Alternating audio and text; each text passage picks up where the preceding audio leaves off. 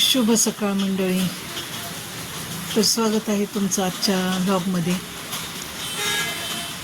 तर पावसाचं वातावरण आहे आणि सगळीकडेच असा पाऊस, खूप मुसळधार असा पाऊस पुणे जिल्ह्यात सर्वत्र पडत आहे आणि त्यामुळं सगळी झाडं वगैरे पण अशी पावसाने अशी टवटवीत झालेली आहेत. आणि आज मला जरा घाई असल्यामुळे आज लवकर शॉपला जायचं आहे, तर माझं पटपट काम आवरण्याची घाई चालू आहे.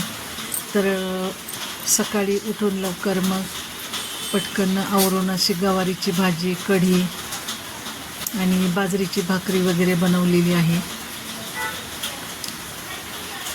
आणि इकडे छान बागेतली अशी फुलं आणून देवपूजा वगैरे झालेली आहे.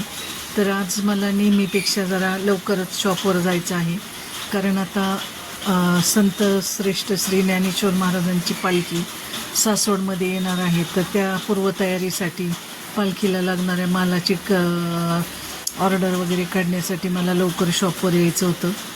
तर हे सगळं आवरून आता मी पटकन निघाले. त्यामुळे आजचा ब्लॉग पण छोटासाच असणार आहे, कारण आता पालखीचे 2-3 दिवस सगळी घाई गडबड असणार. तर आता आम्ही शॉपकडे निघालेलो आहोत आणि सगळं माल चेक करून वगैरे कुठला माल संपला आहे काय त्याच्या ऑर्डर करायच्या आहेत, कारण उद्यापासून परत मग ट्रान्सपोर्टच्या गाड्या वगैरे येत नाही तिकडे सासवडकडे. तर आजच सगळं जे काय आहे ते आजच ऑर्डर करायला लागेल.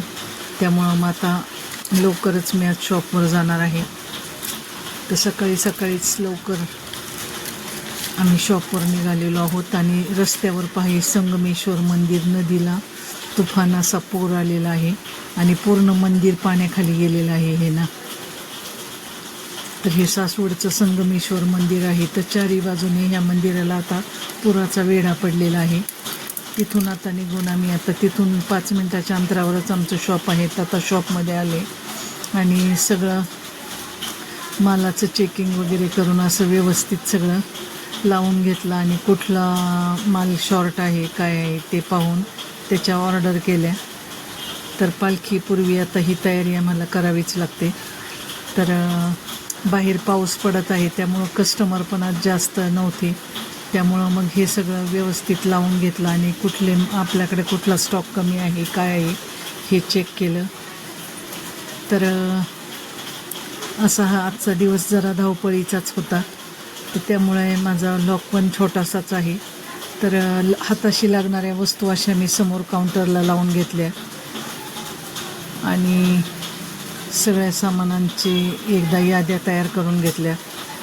तर अशा प्रकारे आजचा हा दिवस धावपळीचा आहे. तर आजचा हा व्लॉग तुम्हाला कसा वाटला आणि हा सासवडचा आमचा पाऊस तुम्हाला कसा वाटला हे नक्की सांगा. आणि अशाच आपल्या चॅनलला लाईक करा, शेअर करा, सबस्क्राईब करा. धन्यवाद.